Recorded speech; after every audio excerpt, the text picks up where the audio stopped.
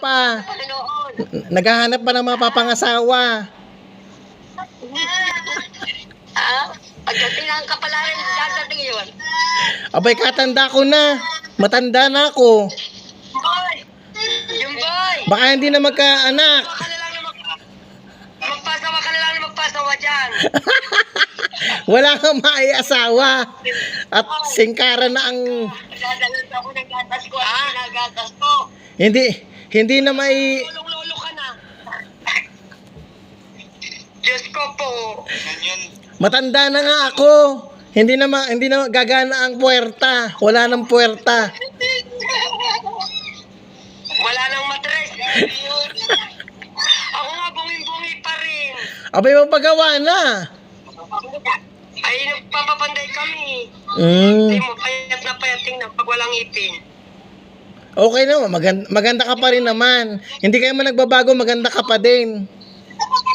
Tadya ko kita dyan. Ba?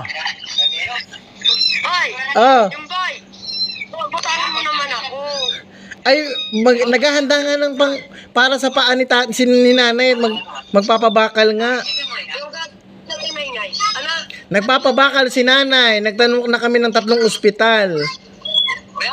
Butahan mo muna ako, mga 100. Wala ako makabayad kay inay. Utang ko kay inay yan eh. Hindi nga. Natuloy, wala akong palakas-lakas sa iyo. Aba, ay natatapat naman talagang wala namang ilalakas at paano nga yung mga pa-ooperahan? Paano gagawin? Sino ba pa-opera? Di ba ang paa nga ni nanay, hindi kaya ng therapy?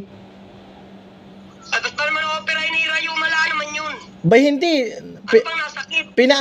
Pina-check na ng ospital at oo, nagdikit na yung 2 tuhod, wala nang siyang babakalan na.